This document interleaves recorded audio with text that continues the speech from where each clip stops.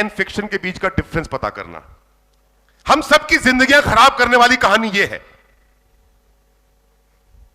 समझ में आ रही कहानी कौन सी है?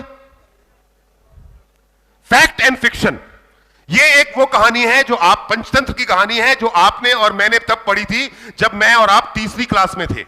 और तीसरी क्लास की हिंदी की पुस्तक में पंचतंत्र की एक कहानी हमको पढ़ाई गई, जिस कहानी ने हमारे दिल और दिमाग के ऊपर में कब्जा कर लिया। और वो कहानी कुछ इस प्रकार थी कि एक जंगल में एक खरगोश और एक कछुए का रेस होता है। और जब वो रेस शुरू होता है तो खरगोश ये सोचकर कि कछुआ तो बहुत धीरे धीरे चलने वाला है, रास्ते में कहीं बीच में आराम करने लग जाता है और कछुआ धीरे धीरे धीरे रेस जीत जाता है। उसके बाद हमारे जो हिंदी के अध्यापक जी थे, उन्होंने हमें समझाया, slow and steady wins the race. बेटा धीरे धीरे ही सही, अगर आगे बढ़ते रहोगे तो जीवन में कामयाब हो जाओगे। मैं भी 8 साल का था, आप भी 8 साल के थे, और हमारे दिमाग के अंदर में यह बात बैठ गई, कोई हड़बड़ी नहीं करनी भाई, कोई जोर जबरदस्ती नहीं करनी भाई, आराम से भी धीरे धीरे भी काम करेंगे तो जीवन में कामयाब हो जाएंगे।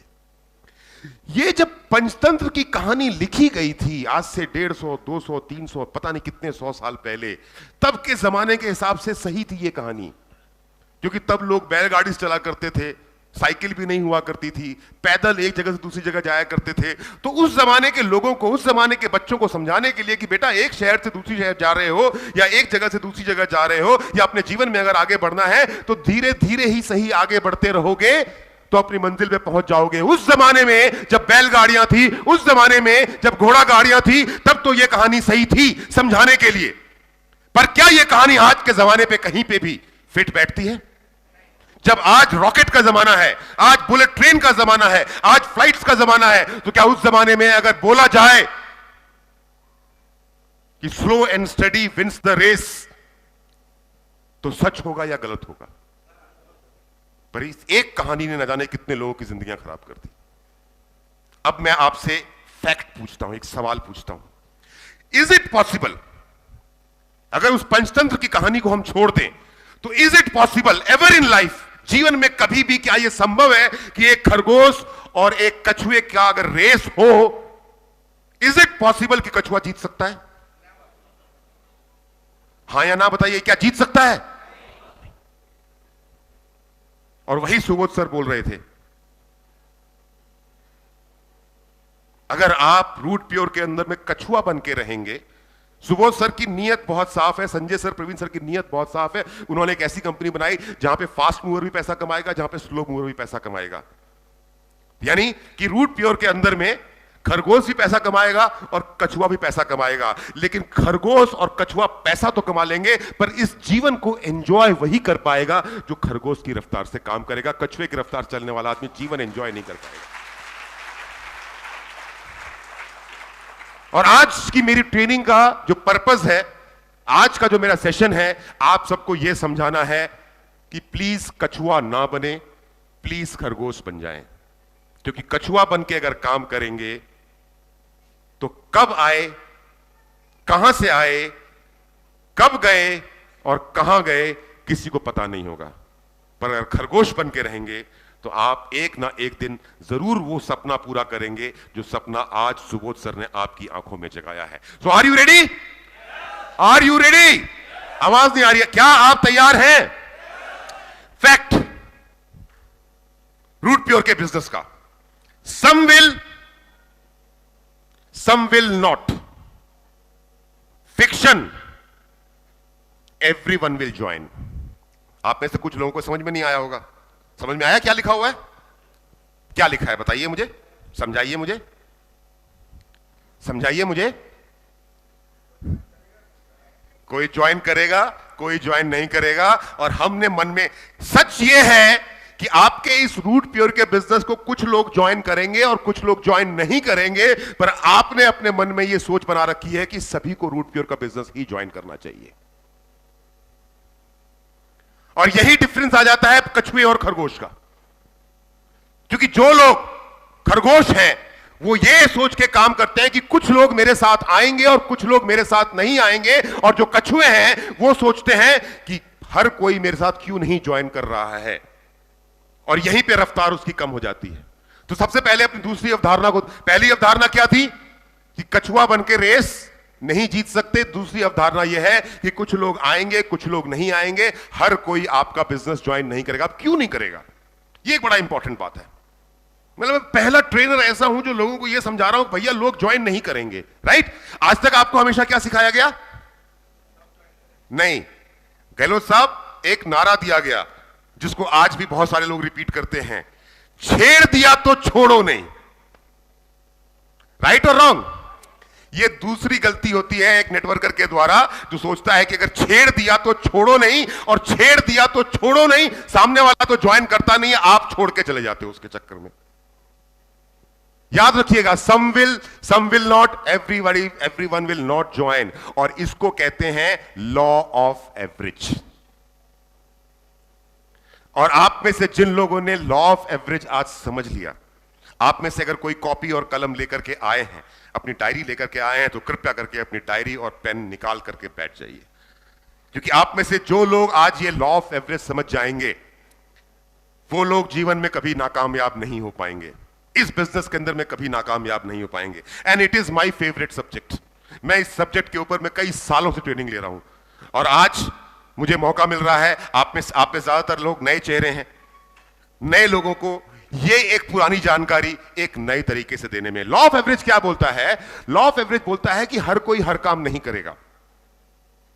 जो मैंने कहा, हर कोई हर काम नहीं करेगा, लेकिन आप ऐसा सोचते हैं रूट प्योर में आने के बाद में कि हर कोई रूट प्योर का बिजनेस ही करेगा। आप ऐसा सोचते हैं कि आप जिसके पास भी जाएंगे, अगर उसने प्लान देखने के बाद में बिजनेस ज्वाइन नहीं किया, मतलब रूट प्योर कंपनी में कुछ कमी है, कंपनी के मैनेजमेंट में कुछ कमी है, आपकी लीडरशिप में कुछ कमी है, आपके लीडर मतलब हमारे में कुछ कमी है, आपके प्रोडक्ट में या पे आउट में कुछ कमी है। जी नहीं। आपने एक बैकपाइपर की कहानी सुनी? आज कहानियां बहुत सुनाने वाला हूं मैं। बैकपाइपर की कहानी सुनी आपने? सुना है? जो बड़े शहर के लोग हैं उन्होंने सुना होगा, जो छोटे शहर के लोग हैं शायद उन्होंने नहीं सुना होगा, तो मैं सुनाता हूं आपको। ग्रीस में चूहे बहुत ज्यादा हो गए। ग्रीस एक यूरोपियन कंट्री है, उस देश के अंदर में चूहों का प्रकोप बहुत ज्यादा था, लोगों का जीना मुश्किल कर दिया था चूहों ने। लोग बहुत परेशान थे, चूहा कुछ भी खा जाए, कुछ भी काट दे, अनाज खत्म, कपड़े खराब, सोफा खराब, बिस्तर खराब। सब लोगों ने एक मीटिंग बुलाई। मीटिंग बुलाने के बाद जो उस शहर के जो बड़े बुजुर्ग थे उन्होंने बोला कि भैया, फ्रांस में, ग्रीस के बगल का देश है फ्रांस के अंदर में एक बैगपाइपर वाला है। बैगपाइपर समझते हैं किसको बोलते हैं? वो एक ऐसे बड़ा सा काला सा होता है, एक बाजा होता है, पू पू पू पू करके बजाया जाता है उसको। तो बोला फ्रांस के अंदर में एक बैगपाइपर वाला है, और बैगपाइपर वाला मशहूर है शहर से चूहों को भगाने के लिए। अगर हम उसको बुला करके ग्रीस के अंदर में सम्मानित करेंगे तो वो हमारे शहर के सारे चूहे भगा देगा। तो ग्रीस की सरकार ने उस बैगपाइपर वाले को बुलाया और बोला, भाई साहब ये समस्या है, हमारे शहर में चूहे बहुत ज्यादा है, हमारे देश के अंदर में, कृपया करके आप इसका कोई समाधान निकाले।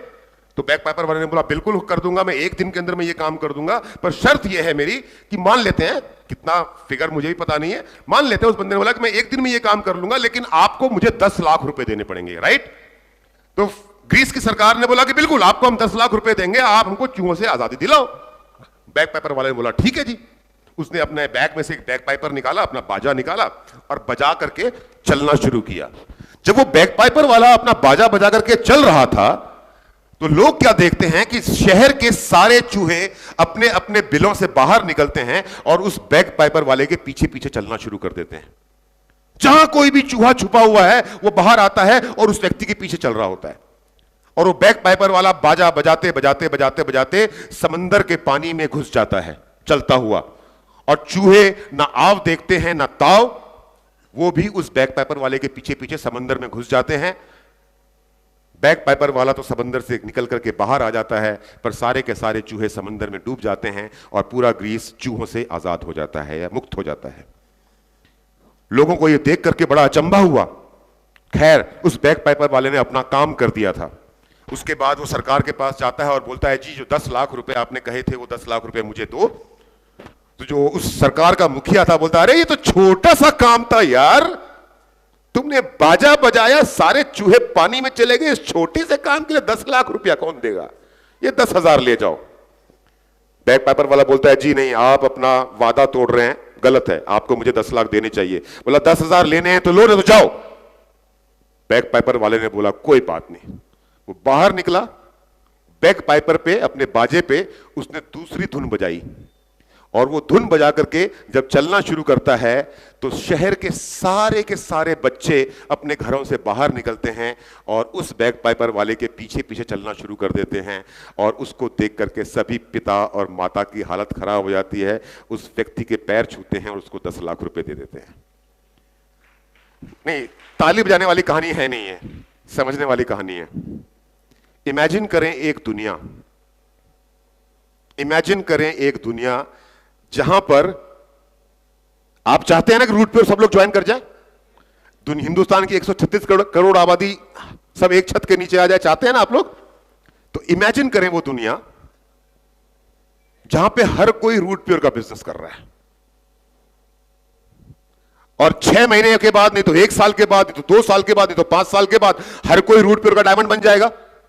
अगर हिंदुस्तान में हर कोई रूट प्योर का बिजनेस कर रहा है तो 2, 4, 5 साल के अंदर में तो हर कोई डायमंड बनेगा, नहीं बनेगा? और डायमंड बनेगा रूट प्योर का तो उसको सुबोध सर 20 लाख का पे आउट देंगे, प्लस मैचिंग अलग से आएगा 2 लाख, तो 22 लाख उसके घर में पहुंचेगा। अब जिस बंदे के घर में 22 लाख एक साथ पहुंच जाएगा रूट प्योर का डायमंड बनने के साथ ही, क्या वो व्यक्ति कोई और काम करेगा? नहीं करेगा। और ऐसे में जितेश अग्रवाल जी रूट प्योर के अब वीनस हो चुके हैं, और हिंदुस्तान में सिर्फ एक ही बिजनेस चल रहा है, रूट प्योर, और रूट प्योर के अलावा कुछ नहीं। और जितेश अग्रवाल जी को नागपुर जाना है दिल्ली से। जितेश अग्रवाल जी अपने घर से बाहर निकलते हैं, उनकी फ्लाइट का टिकट बुक है दिल्ली इंटरनेशनल एयरपोर्ट से, इनको नागपुर जाना है। ये टैक्सी बुक करने की कोशिश करते हैं, तमाम तरह के लोगों से कांटेक्ट करते हैं, उनको कोई टैक्सी मिलती नहीं है। क्यों नहीं मिलती टैक्सी इनको? क्योंकि हर कोई तो रूट प्योर का डायमंड है ना जितेश जी। फिर जितेश जी जाते हैं एक बस में, डीटीसी की बस में जाते हैं, क्योंकि डीटीसी लाल वाली बस भी एयरपोर्ट तक छोड़ती है। उस बस में जाते हैं, देखते हैं बस के अंदर में 2, 4, 5 लोग तो बैठे हैं, पर बस में ड्राइवर ही नहीं है। क्यों नहीं है ड्राइवर? रूट प्योर का डायमंड बनना है उसको। जितेश जी मेरे बहुत अच्छे मित्र हैं, छोटे भाई हैं, मेरे को फोन करते हैं, अरे अमित भैया छोड़ दो हमको एयरपोर्ट में, आओ हम इनको अपनी गाड़ी में बिठाते हैं, जितेश जी को जाकर के एयरपोर्ट पे छोड़ देते हैं। जितेश जी चेक इन करने के बाद अपना सामान वामान लेकर के दौड़ते हुए, क्योंकि लेट हो चुके हैं, हवाई जहाज के अंदर जाकर के बैठते हैं। बोलते हैं चलो टाइम से बैठ गया, अब ये जहाज मुझको नागपुर पहुंचा देगा। आधा घंटा, पौन घंटा, 2 घंटा गुजर गया, जहाज उड़ ही नहीं रहा। पूछा क्यों? तो जहाज में पायलट ही नहीं है। तो क्या कर रहा है पायलट? रूट प्योर का डायमंड बनने गया है। जितेश जी बड़ा परेशान। ट्रेन में गए, ट्रेन स्टेशन पे खड़ी है, कोई टिकट चेकर नहीं, पैसेंजर भरा पड़ा, ड्राइवर, ट्रेन का ड्राइवर ही गायब है। क्यों? रूट प्योर। क्या आप ऐसी दुनिया में रहना पसंद करेंगे? हां या ना? क्या आप ऐसी दुनिया में रहना पसंद करेंगे जहां पर हर कोई रूट प्योर का डायमंड हो? तो मुझे एक बात बताओ, आपके लिए टैक्सी कौन चलाएगा? मुझे एक बात बताओ, आपके कपड़े इस्त्री कौन करेगा?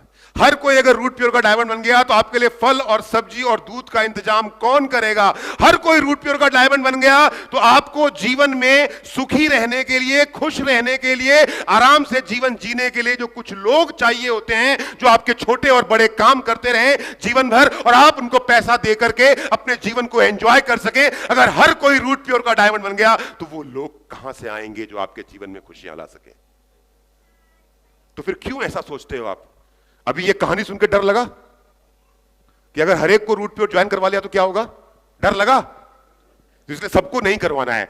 कुछ लोग हम लोगों को छोड़ देने हैं, जिनको जानबूझ के हमको रूट प्योर में लेकर के नहीं आना है, क्योंकि रूट प्योर में आकर के 22 लाख का पे आउट डायमंड बनने पे अगर ले लिया तो मेरी जिंदगी में आराम पैदा करने वाले लोग खत्म हो जाएंगे।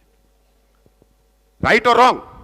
अब भी आप नहीं समझे, चलिए आगे बढ़ते हैं। लॉ ऑफ एवरेज बोलता है कि आप अगर हिंदुस्तान के सबसे बेहतरीन पॉलिटिकल लीडर हैं, आप अगर हिंदुस्तान की सभी कंपनियों के सबसे बेहतरीन डायरेक्टर हैं, सॉरी ये ट्रेनिंग मेरी थी इसलिए मैंने अपना फोटो लगा लिया है, पर इस फोटो पे हक सुधीर जी आपका भी बनता है, प्रभात जी आपका भी बनता है, राजेश सर आपका भी बनता है, जितेश जी आपका भी बनता है, और ऑल ब्लैक का तो बनता ही बनता है। आप भले ही हिंदुस्तान के सबसे बेहतरीन नेता हो, आप भले ही हिंदुस्तान के सबसे नरम दिल, सबसे साफ दिल, सबसे ईमानदार, सबसे केयरिंग डायरेक्टर हो, आप भले ही सबसे एग्रेसिव लीडर हो, सवाल मेरा यह है कि अगर सबसे बेहतरीन नेता को पूरे वोट मिलते हैं, क्या मिलते हैं, तो फिर सबसे बेहतरीन डायरेक्टर को सारे लोग कैसे मिल जाएंगे, और सबसे बेहतरीन नेटवर्कर को सारे नेटवर्क कैसे मिल जाएंगे? कैसे सोच सकते हैं आप? ऐसा सोच सकते हैं? चलिए ऐसा सोच लेते हैं थोड़ी देर के लिए। सच्चाई यह है कि नरेंद्र मोदी जी जब मंच पे खड़े होकर के भाषण देते हैं तो उनका भाषण सुनने वाले जो आधे लोग होते हैं ना, वो तो इस कान से सुन के उस कान में निकाल देते हैं। जब सुबोध सर यहां पर खड़े होकर के अपना विजन, अपना संकल्प हमको याद दिला रहे थे ना, तो इसी हॉल के अंदर बैठे जो 500-700 लोग हैं, इनमें से 350 लोगों को सुबोध सर की बातों में कोई इंटरेस्ट नहीं था। वो या तो अपना फोन देख रहे थे, या तो अपना व्हाट्सएप चेक कर रहे थे, या बगल वाले के साथ में गप्पे मार के चुटकुले सुना रहे थे। और अभी जब मैं ये कहानी सुना रहा हूं ना, तो अभी भी इस कमरे के अंदर बैठे 700 लोगों में से 350 लोग ऐसे हैं जिनके कान पे जूं नहीं रेंग रही है। उन्हें समझ नहीं आ रहा है मैं क्या बोल रहा हूं। वो अपनी जगह पे बैठे बैठे ये सोच रहे, बंदा चिल्ला क्यों रहा है, इतना धीरे क्यों नहीं बोलता। कुछ लोग अपने बच्चों के साथ परेशान हैं, लेकिन हैं तो सुबोध सर जो बात बोलते हैं उसको आधे लोग रिजेक्ट कर, सुनते ही नहीं। मैं जो बात बोल रहा हूं उसको आधे लोग रिजेक्ट कर लेते हैं, कर देते हैं, और मोदी जो बोलता है उसको भी आधे लोग रिजेक्ट कर देते हैं। बाई चांस ऐसा हो जाए, क्योंकि आप तो चाहते हो कि सभी रूट प्योर में आ जाएं, तो बाई चांस ऐसा हो जाए कि अगर हिंदुस्तान में हर आदमी नरेंद्र मोदी को वोट देना शुरू कर दे, चाहिए ऐसा देश? बोलिए जी, क्या ऐसा देश चाहिए जिसमें सिर्फ और सिर्फ वोट आप किसी को, देखो वो कांग्रेसी हो या आम आदमी पार्टी वाले हो, जब वो हार जाते हैं तो बोलते हैं भाई बटन कोई भी दबाओ जाता फूल को, वो अलग बात है। पर फैक्ट ये है कि अगर बाई चांस इस देश में ऐसा हो गया कि कोई बंदा किसी और को वोट नहीं दे सकता है, सिर्फ बीजेपी को वोट देगा, तो ये देश में लोकतंत्र रहेगा या तानाशाही हो जाएगी? तानाशाही। आप चाहते हैं तानाशाह के साथ रहना? चलिए, अगर हर व्यक्ति रूट प्योर ही ज्वाइन कर ले, तो भैया जो बाकी की 456 कंपनियां, उनका क्या होगा? उनके नेटवर्कर कैसे पलेंगे बढ़ेंगे? चलो ये भी ठीक है, रूट प्योर ज्वाइन कर ले सब कोई, लेकिन रूट प्योर में भी सब लोग आकर के टीम अमित मिश्रा में ही ज्वाइन करेंगे, जितेश जी कहीं और ज्वाइन नहीं करेगा, तो कैसा रहेगा ये बताओ? चलेगा घर किसी का? नहीं ना। इसीलिए कुछ जितेश जी के पास जाएंगे, कुछ प्रभात जी के पास जाएंगे, कुछ सुधीर जी के पास जाएंगे, कुछ राजेश जी के पास जाएंगे, कुछ मनोज शर्मा जी के पास जाएंगे, और कुछ दूसरी कंपनियों में जाएंगे, और कुछ लोग कभी कुछ नहीं करेंगे। इस चीज के लिए आपको मेंटली प्रिपेयर रहना है। तो लॉ ऑफ एवरेज ये बोलता है कि जब भी कोई बात आप बोले, अच्छी या खराब, आप कितने भी अच्छे वक्ता हो, आप कितने भी खराब वक्ता हो, अभी सुबोध सर ने जो बातें बोली वो क्या हम सब के लिए अगर देखा जाए तो एक गुरु का उपदेश तो नहीं करूंगा, गुरु का एक क्या बोलते हैं भविष्यवाणी थी कि नहीं थी हमारे लिए? हम सबके गुरु हैं सुबोध सर, और सुबोध सर अगर मंच से आकर के ये बात बोल रहे हैं कि 1 साल के अंदर आप सभी के सभी लोग अपनी अपनी कारों में जरूर आए, तो क्या वो हमारा अच्छा चाह रहे हैं या बुरा चाह रहे हैं? जवाब दीजिए, अच्छा या बुरा? लेकिन उसके बावजूद भी कुछ लोग यहां पर ऐसे बैठे हैं जो जीवन में कभी कार नहीं खरीदेंगे। बुरा मत मानिएगा मेरी बात का, पर सच्चाई यही है। और अगर मैं सच का सामना आपसे नहीं करवाऊंगा तो शायद मैं अच्छा कोच नहीं कहलाऊंगा। मैं जो बातें समझा रहा हूं वो भी आपने सुने। तो लॉ ऑफ एवरेज ये बोलता है कि आप चाहे अच्छी बात बोलें चाहे बुरी बात बोलें, आधे लोग आपको रिजेक्ट कर देंगे, सुनेंगे नहीं आपकी बात। लेकिन आप ये बात जानने के बाद, समझने के बाद, यहां से कमरे से बाहर निकलने के बाद में भी जब अपना बिजनेस प्लान किसी को दिखाने जाते हैं, जब अपना आइडिया किसी के साथ में शेयर करने जाते हैं, और किसी ने गलती से, एक आदमी ने भी आपको अगर मना कर दिया है, तो आप ऐसी हाई तौबा मचाते हैं, ऐसी हाई तौबा मचाते हैं कि दुनिया ही खत्म हो गई हो। लॉ ऑफ एवरेज ये बोलता है कि सम विल, ये 4SW का फॉर्मूला लिख लीजिए, अपनी टीम को सिखाइएगा भी। SW 4SW का फॉर्मूला है। ये क्या बोलता है? Some will, some won't, so what, someone is waiting. कुछ करेंगे, कुछ नहीं करेंगे, क्या फर्क पड़ता है? कुछ लोग इंतजार कर रहे हैं, पर हमारी गाड़ी रुक जाती है सम वोंट पे। जब तक हमको वो सम विल मिलता है, ज्वाइनिंग मिलती रहती है, खुश, एग्री, ओके, डन। लेकिन जैसे ही किसी ने मना किया, इनको भूल जाते हैं हम। हिंदुस्तान की 136 करोड़ की आबादी को एक आदमी की नाम में समेट के खत्म कर देते हैं। क्या एक आदमी के ना करने से 136 करोड़ लोगों ने ना बोल दिया? आपको बोल दिया क्या? नहीं। ये फॉर्मूला याद रहेगा आपको। सम विल, बोलिए मेरे साथ, सम विल, सम वोंट, जोर से, some will, some won't, so what, someone is waiting. अब हिंदी में बोलेंगे और जोर से आवाज चाहिए मुझको, नहीं तो यही ट्रेनिंग खत्म कर दूंगा मैं। चाहते हो आप मैं खत्म कर दूं? तो हिंदी में जोर से बोलना है मेरे साथ। कुछ करेंगे, कुछ नहीं करेंगे, क्या फर्क पड़ता है? कुछ इंतजार में बैठे हैं। याद रहेगी ये बात? चलिए अब मैं आपको एक कहानी के माध्यम से सुनाता हूं। यह कहानी है एसके तिवारी जी की। एसके, एक बार खड़े हो जाना। आज से 10 साल पहले इस कहानी को मैं अपने नाम से सुनाया करता था, लेकिन अब क्योंकि मेरी उम्र 50 साल की हो गई तो अब यह कहानी हो गई एसके तिवारी जी की। बैचलर भी हैं, हैंडसम भी हैं, स्मार्ट भी हैं, है ना? है कि नहीं? ताली बजा दो फिर एसके के लिए, मेरे छोटे भाई के लिए। और एसके आप बैठ जाइए। ये एसके तिवारी जी की कहानी है। एसके तिवारी जी ने रूट प्योर का बिजनेस करना शुरू किया, बिल्कुल नया नया। नेटवर्क मार्केटिंग का, डायरेक्ट सेलिंग का इनको कोई आइडिया नहीं। हमारी बातें सुन करके, हमारी वीडियोस देखने के बाद, सुबोध सर की ईमानदारी देखने के बाद, हमारे प्रोडक्ट की क्वालिटी देखने के बाद इन्होंने बिंदास 100 पीवी का इनवॉइस लिया। उसके अंदर में एक ऑल ब्लैक लिया, कुछ हेल्थ प्रोडक्ट अपने लिए लिए, कुछ हेल्थ प्रोडक्ट अपनी फैमिली के लिए लिए, और कुछ घर में रोज इस्तेमाल होने वाले सामान लिए, मसालों का कॉम्बो लिया, और 100 पीवी से एसके तिवारी जी ने रूट प्योर के साथ में बिजनेस करना शुरू कर दिया। उसके बाद एसके तिवारी जी 10 लोगों के पास जाते हैं। अपलाइन आता है। एसके तिवारी जी के अपलाइन मनोज शर्मा जी हैं, जिन्होंने उनको डायरेक्ट ज्वाइन करवाया है। तो एसके तिवारी जी की मनोज शर्मा जी लिस्ट बनवाते हैं।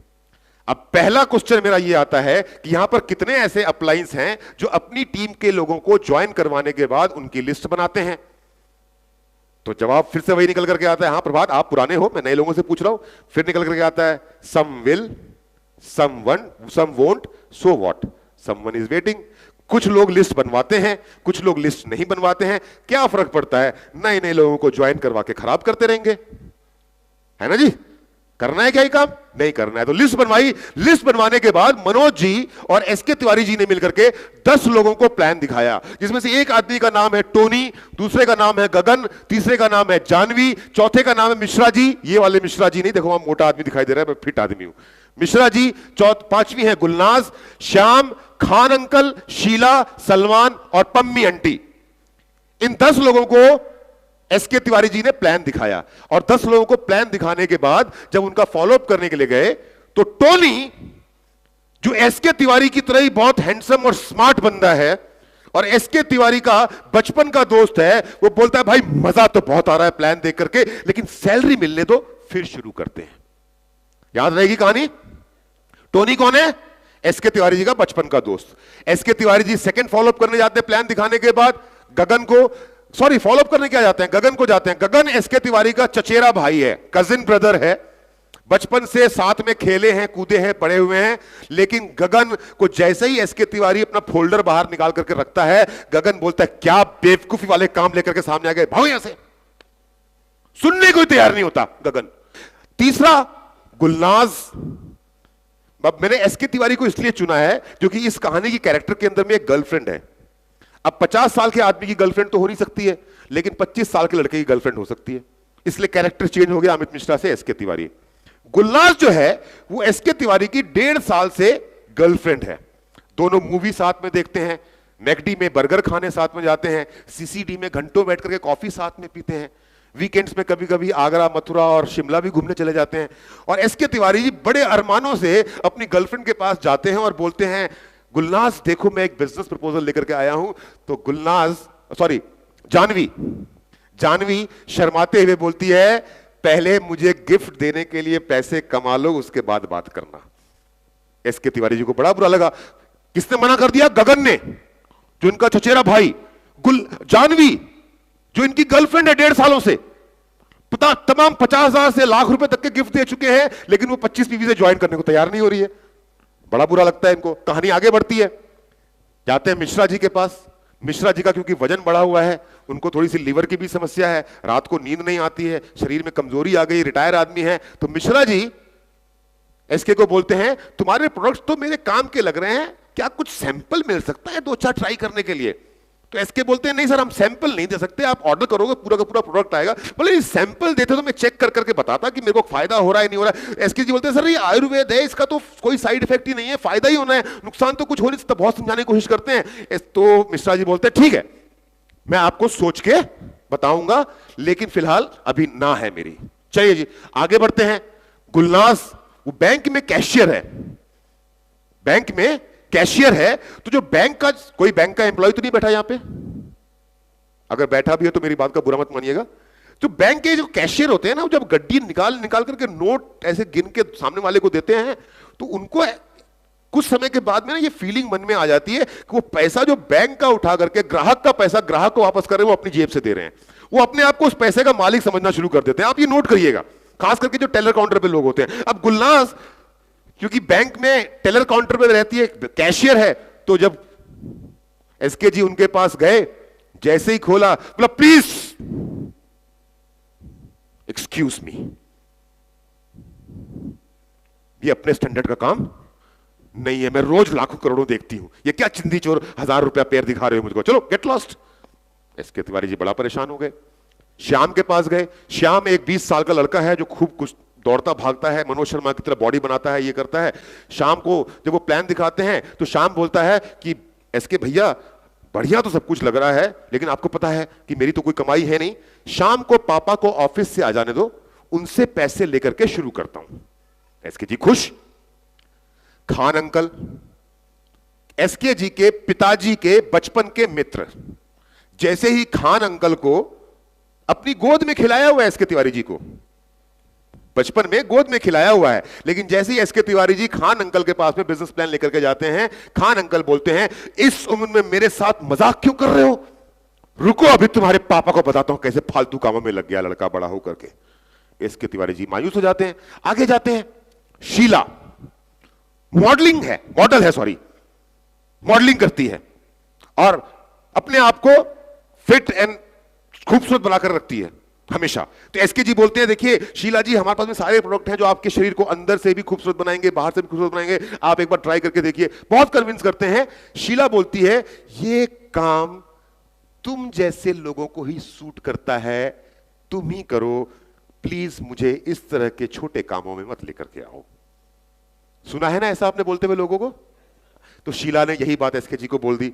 अब ये कहानी एसके तिवारी की चल रही है, लेकिन ये कहानी हम सबकी है। मैंने ये कहानी आज से 13 साल पहले झेली है, आप आज झेलेंगे इसको या झेल रहे होंगे। सलमान, ये एक आईटी प्रोफेशनल है, पढ़ा लिखा इंजीनियर है। ये बोलता है प्लान देखने के बाद कि सोचने का समय चाहिए, मैं जल्दबाजी में कुछ नहीं करना चाहता। अच्छा, मैंने जितनी भी बातें बताई, क्या फील्ड में हमको ऐसी बातें सुनने को मिलती है? ऐसा ही होता है ना, 19-20 फर्क आता होगा, पर कहानियां तो ये होती है सबकी। फिर लास्ट में पम्मी आंटी, 2 बच्चे हैं उनके, स्कूल उनको भेजने के बाद पूरा दिन खाली बैठी रहती हैं, करने को कोई काम नहीं है। पम्मी आंटी को जाकर के एसके तिवारी जी प्लान दिखाते हैं। पम्मी आंटी बोलती, वाह, खाली समय का उपयोग करने के लिए मुझे बहुत सही काम लग रहा है, मैं पक्का करूंगी। एसके भैया, शाम को जैसे ही आते हैं मेरे पतिदेव, एक बार फिर से आना, उनको भी समझाना, और फिर मैं ये करती हूं, मैं तो खोज ही रही थी कुछ काम करने के लिए। अब देखिए हुआ यह है कि एसके तिवारी जी ने प्लान दिखाया 10 लोगों को, उनमें से 1, 2, 3, 4 और 5 लोगों ने, 50% लोगों ने या तो सुना ही नहीं या आउटराइट रिजेक्ट कर दिया, लेकिन 5 लोगों ने एसके तिवारी की बात सुनी है। यही है ना स्क्रीन पे। लेकिन एसके तिवारी जी को छोड़ो, एक नेटवर्कर को कोई फर्क नहीं पड़ता कि 5 लोगों ने मेरी बात सुनी है और 5 लोगों ने मेरी बात नहीं सुनी है। उसके जहन में एक परेशान आत्मा पैदा हो जाती है कि गगन, मेरा चचेरा भाई, मना कैसे कर दिया उसने? जानवी, मेरी गर्लफ्रेंड, उसके बर्थडे पे उसको मैंने 10,000 रुपए का ड्रेस गिफ्ट किया था, 4,322 रुपए के 25 पीवी के गाइनर रूट और इम्यूनिट से स्टार्ट करने को तैयार नहीं है। सैनिटरी नैपकिन बाजार से खरीद लेगी, मुझसे नहीं खरीद सकती। कैसी गर्लफ्रेंड।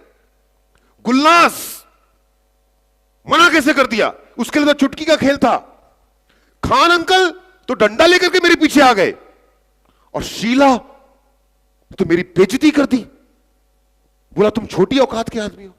जिन 5 लोगों ने आपकी बातों को ध्यान से सुना है, आपको उनकी कोई फिक्र नहीं है, लेकिन जिन 5 लोगों ने आपकी बातों को नहीं सुना है, आप उनको लेकर के बहुत परेशान हैं। हां या ना?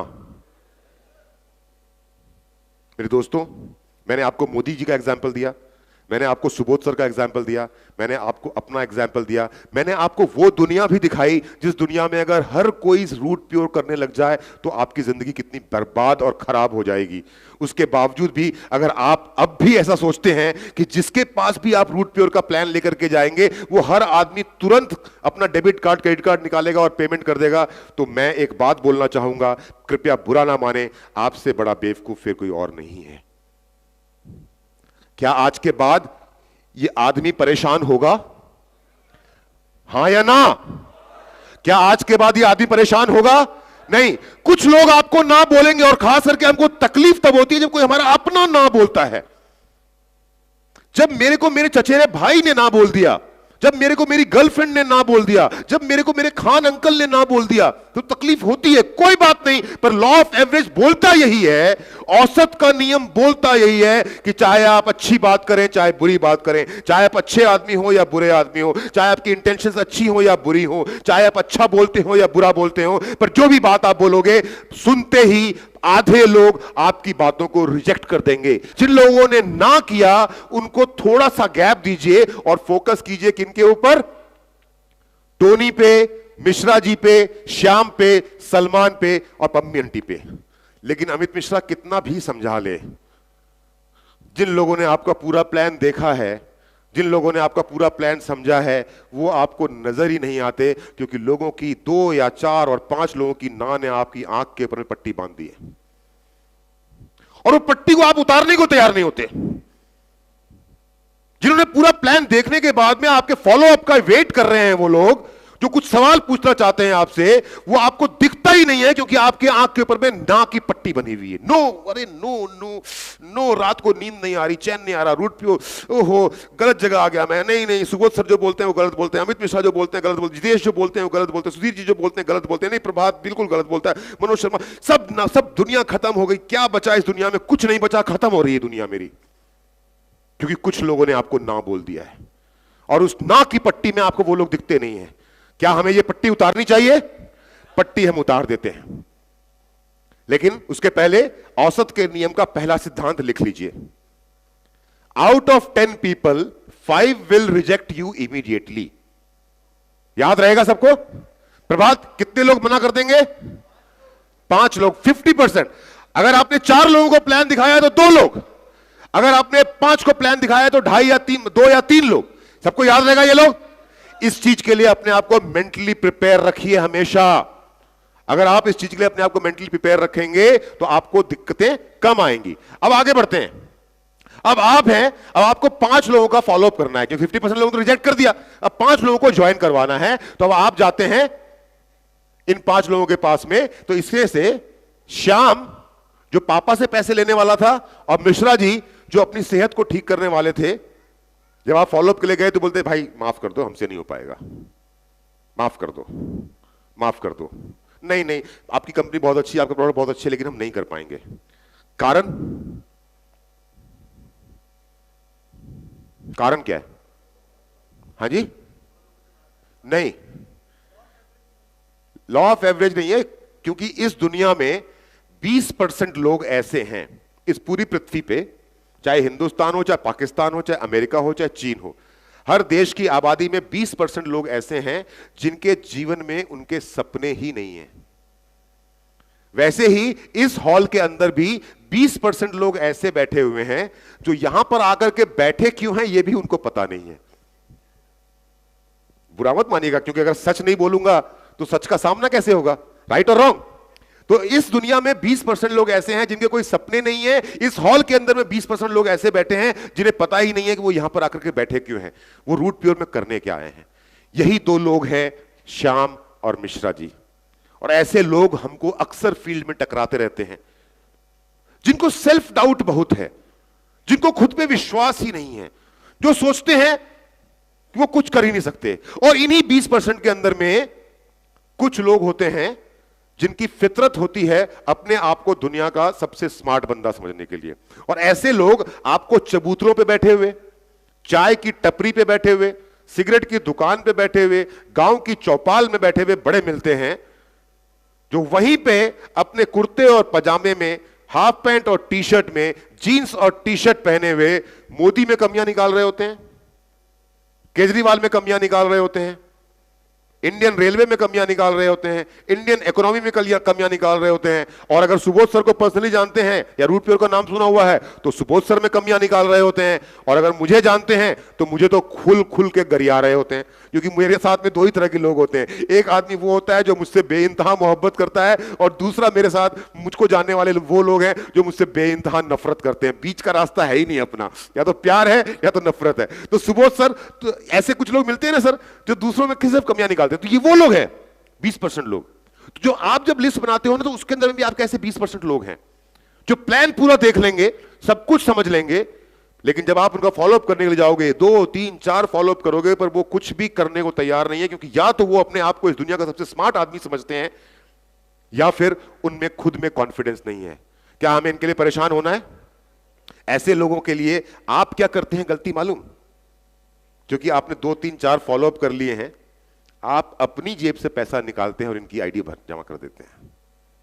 कितने लोग ये काम करते हैं? ना करें, ना करें। रूट प्योर में आप पैसे कमाने आए हैं या पैसे गंवाने आए हैं? हाँ जी, कमाने आए हैं ना। सुबोध सर ने अपना तिजोरी खोल रखा है, सुबोध सर ने अपना दिल खोल रखा है। लूट सको तो लूट लो, जितना लूटना है लूट लो। आज से 2 महीने पहले मैंने लूटा था ना, 11,60,000 सीधे लिया था सुबोध सर के अकाउंट से अपने अकाउंट के अंदर। मजा आ गया था। अभी कुछ दिन के बाद आएगा 20 लाख रुपया एक साथ। लूटो, सामने वाला बंदा दिल खोल करके बैठा हुआ है, आप लो। अनवांटेड अपने पैसों को खराब ना करो। तो ये 2 लोगों को हम साइड कर दिया। कितने लोग बच गए? लॉ ऑफ एवरेज ये बोलता है कि अगर आप 10 लोगों से बात करेंगे तो 50% लोग आपको रिजेक्ट कर देंगे, और 20% लोग कितना भी आप समझाएंगे आपकी बातों को एग्री नहीं करेंगे, आपकी बातों को मानेंगे नहीं। करेक्ट? तो अब कितने लोग बच गए हमारे पास? हाँ जी, कितने लोग बचे? 3। अब मेरे पास फिर से आ गया, रिमोट में कुछ प्रॉब्लम हो गया। 3 लोग बच गए, टोनी, सलमान और पम्मी। टोनी कौन है? मेरा बचपन का दोस्त। सलमान जी कौन है? Engineer, IT professional. और पम्मी आंटी एक हाउसवाइफ है जो 2 बच्चों को स्कूल भेजने के बाद पूरा दिन खाली रहती हैं। अब मैं इनका फॉलोअप करने के लिए जाता हूं, और जब मैं टोनी के पास पहुंचता हूं, जो मेरा बचपन का दोस्त है, तो अचानक से टोनी की वाइफ प्रेग्नेंट हो जाती है। अचानक से उसका एटीएम कार्ड ब्लॉक हो जाता है। अचानक से उसकी बाइक का एक्सीडेंट हो जाता है। अचानक से पिताजी को हार्ट अटैक आ जाता है। अचानक से मां की तबीयत खराब हो जाती है।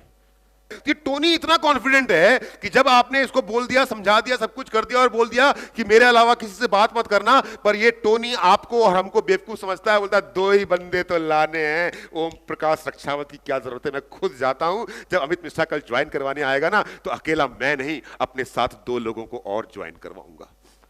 और ये निकल पड़े 2 लोगों को ज्वाइन करवाने के लिए। वो 2 तो मिले नहीं, ये खुद। ऐसे लोगों को छोड़ना नहीं है। आप ऐसे लोग जिनका आप 2-3 फॉलोअप कर चुके हैं, जिन्होंने आपको पेमेंट का टाइम दे दिया था और अचानक से नेगेटिव हुए हैं, जब उनसे जाकर के पूछेंगे तो पहले तो कुछ नहीं बोलेंगे, नहीं सब ठीक है, आपका सब कुछ बढ़िया, अपना ही दिक्कत है, अपना ही दिक्कत है। लेकिन जब और खुजली करेंगे, उंगली करेंगे, तो वो मुंह से उनके निकल ही जाएगा, हाँ राम के पास गया था, उसने बोला होता नहीं है, श्याम बोला कि ये कंपनियां चलती नहीं है, घनश्याम बोला कि कहां फंस रहे हो, तो मुझे भी लगा कि एक बार देख लेता हूं, तुम्हारा अगर कुछ हो जाएगा तो मैं ज्वाइन कर लूंगा। तो इनका फॉलोअप करते रहिएगा, ज्वाइन हो जाएंगे ये लोग। तो लास्ट में कितने लोग ज्वाइन करते हैं? अपने 2 खोजने निकल गया था, लास्ट में कितने लोग ज्वाइन करते हैं? 2 लोग। याद रहेगा आपको ये? क्या बोलता है लॉ ऑफ एवरेज? कि जो भी जितने भी लोगों को आप प्लान दिखाएंगे उसमें से आधे लोग आपको इमीडिएटली रिजेक्ट कर देंगे, 2 लोग आपके साथ में एग्री नहीं करेंगे, एक आदमी स्मार्टली एक्ट करेगा पर 2 लोग डेफिनेटली ज्वाइन करेंगे। ये लॉ ऑफ एवरेज आप माने ना माने हमेशा काम करेगा। आप चाहे अमित मिश्रा हो, आप चाहे जितेश अग्रवाल हो, आप चाहे प्रियरंजन हो, आप चाहे एसके तिवारी हो, आप चाहे प्रभात हो, आप चाहे राजेश निमेश हो, आप चाहे गौरव हो या आप चाहे सोनू हो, चाहे आपके पास में एक्सपीरियंस कम है या आपके पास में एक्सपीरियंस ज्यादा है, लॉ ऑफ एवरेज हमेशा काम करेगा। आप बोलेंगे अमित जी आप गलत बोल रहे हैं, मैं बोलूंगा क्यों? तो आप बोलेंगे कि सर आप बोल रहे हो कि 10 में से 5 लोग आपकी बातों को सुनेंगे नहीं, 2 लोग आपको बातों को मानेंगे नहीं, एक आदमी ओवर स्मार्ट निकलेगा और 2 लोग ज्वाइन करेंगे। लेकिन सर 2 तरह के लोग हैं इस हॉल में। कुछ लोग बोलेंगे सर मैंने तो 3 लोगों को प्लान दिखाया, 3 के 3 ज्वाइन कर गए, उनका बहुत बढ़िया। और आप में से कुछ लोग बोलेंगे सर ये आपका फॉर्मूला गलत है। मैंने कहा क्यों? क्योंकि मैंने 15 लोगों को प्लान दिखा दिया है, उसमें से एक ने भी ज्वाइन नहीं किया। मैं बोलूंगा बेटा लॉ ऑफ एवरेज गलत नहीं है, गलत या तो आप हैं या तो आपकी अपलाइन है। क्योंकि लॉ ऑफ एवरेज यह बोलता है कि अगर आपको बर्नआउट इफेक्ट से बचना है, सपने पूरे होने से पहले अगर उन सपनों को आग लगा देनी है, अपने जीवन के अंदर में बदलाव आने से पहले ही उस बदलाव को तहस नहस कर देना है, तो लॉ ऑफ एवरेज को मत मानना। क्योंकि लॉ ऑफ एवरेज ये बोलता है कि लॉ ऑफ एवरेज आपके ऊपर में तभी काम करेगा जब आप अपनी लिस्ट को ईमानदारी से प्रिपेयर करेंगे और उसको कैटेगराइज करेंगे। अगर आप अपनी लिस्ट को सही तरीके से तैयार करके उसको कैटेगराइज नहीं करेंगे तो आपके जीवन में आता है burnout effect.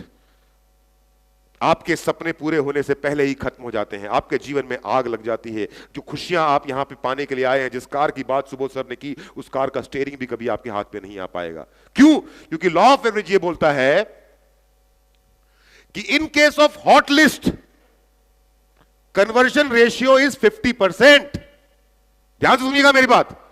In case of hot list, अब हॉट वार्म और कोल्ड समझाऊं जरूरत है क्या?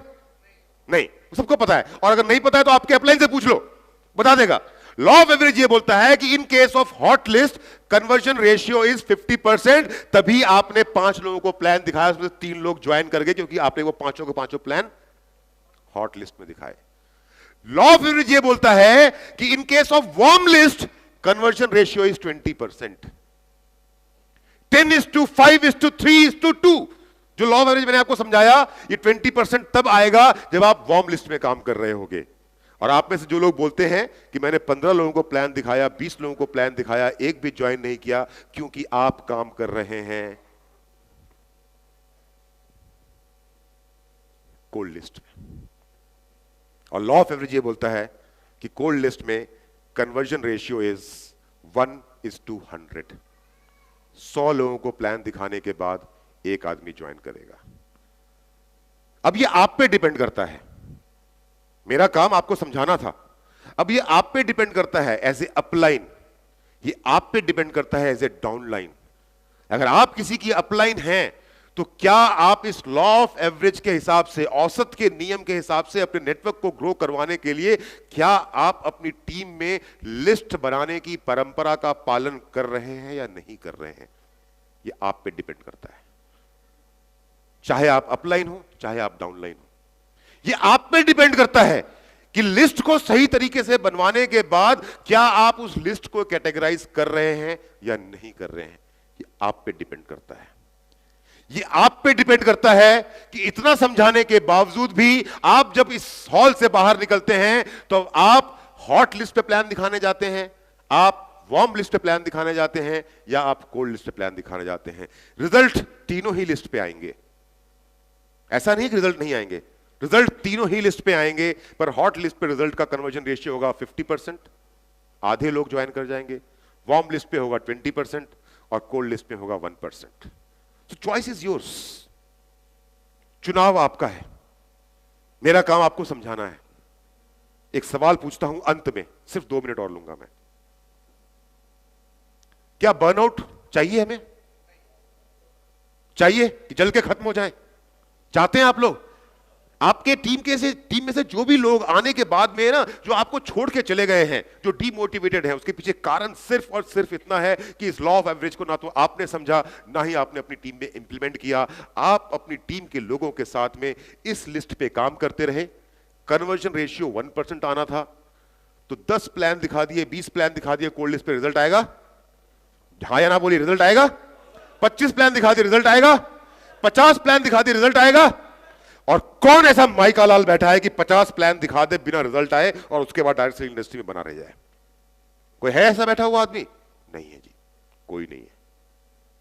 और यही एक कारण है, इस समझ के ना होने के कारण ही आपकी टीम के बहुत सारे लोग आपका साथ छोड़ देते हैं कि अगर आप ये सिस्टम फॉलो नहीं करेंगे, लॉ ऑफ एवरेज को नहीं समझेंगे, तो जो सपना सुबोध सर आपके लिए देखते हैं, जो सपना मैं, एक बड़ा भाई और एक अपलाइन, कुछ लोगों के लिए बड़ा भाई हूं, कुछ लोगों के लिए अपलाइन हूं, तो सुबोध सर हमारे परिवार के मुखिया के रूप में जो सपना आपके लिए देखते हैं, एक बड़े भाई और अपलाइन के रूप में जो सपना मैं आपके लिए देखता हूं, उस सपने की आधारशिला, उस सपने की बुनियाद लॉ ऑफ एवरेज है। उस सपने को पूरा करने का पहला कदम इस लॉ ऑफ एवरेज यानी कि औसत के नियम की समझ है। अपनी हर ट्रेनिंग के अंत में मैं एक बात पूछता हूं लोगों से कि आज का सबसे इंपॉर्टेंट काम क्या होने वाला है? लोग अलग अलग जवाब देते हैं। मैं बोलता हूं नहीं, एक इंसान की असली पहचान वो है कि जब उसे कोई ना देख रहा हो तो वो क्या करता है। ध्यान से समझिएगा, आखिरी सेंटेंस है ये मेरा। एक इंसान की असली पहचान क्या है? तो एक इंसान की असली पहचान है कि जब उसे कोई ना देख रहा हो तो वो क्या करता है। यहां पर तो आप मेरी नजरों के सामने हैं, तो यहां तो आप मेरी हर बात पे हां में हां मिला रहे हैं, पर आपकी असली पहचान तब होगी जब ये इवेंट खत्म हो जाएगा। और इस इवेंट के खत्म होने के बाद आप उस दरवाजे से बाहर जाएंगे। उस दरवाजे से बाहर जाने के बाद आप अपने घर में पहुंचेंगे, और घर में पहुंचने के बाद जो बातें मैंने आपको समझाने की कोशिश की एक कहानी के रूप में, कुछ एग्जाम्पल्स के रूप में, उसको इंप्लीमेंट आप अपनी टीम में करते हैं या नहीं करते हैं, वो आज का सबसे इंपॉर्टेंट काम होने वाला है। यहां से बाहर जाने के बाद आप लोगों ने, जिन लोगों ने सोचा उफ 6 घंटे थक गया, आराम करता हूं, कल करूंगा, नहीं बदलाव होगा। पर इस आरओएस के खत्म होने के बाद, अपने घर पहुंचने के बाद आप अपनी लिस्ट निकालते हैं, अपने टीम के 5 लोगों को बिठाते हैं, और 5 लोगों को बिठाने के बाद में उनकी लिस्ट पे काम करना शुरू कर देते हैं, उसकी लिस्ट को कैटेगराइज करते हैं, और लॉ ऑफ एवरेज, औसत के नियम को समझ करके कल सुबह से फील्ड में लग जाते हैं। तो आज और अभी और आज के ही दिन आप अपने करियर का, अपने रूट प्योर के सफर का, अपने रूट प्योर में कीर्तिमान बनाते हुए नाम का सबसे इंपॉर्टेंट नींव का पत्थर आज शाम को ही आप रख देंगे। और मैं उम्मीद करता हूं कि आज शाम आप सभी यहां से निकलने के बाद वही काम करेंगे जो काम मैं आपसे चाहता हूं कि आप करें। क्यों? क्योंकि सुबोध सर भी चाहते हैं कि आप उन्नति करें, और मैं भी चाहता हूं कि आप उन्नति करें, और वो ईश्वर भी चाहता है कि हम उन्नति करें। क्योंकि अगर ईश्वर नहीं चाहता होता तो 1 साल में रूट प्योर ने बुलंदियों के इतने बड़े बड़े झंडे गाड़े नहीं होते। Thank you very much, God bless you all, and thank you Subodh sir, thank you lot sir, आपने इतनी शानदार कंपनी, इतना शानदार मौका दिया, बहुत बहुत धन्यवाद आप सभी के।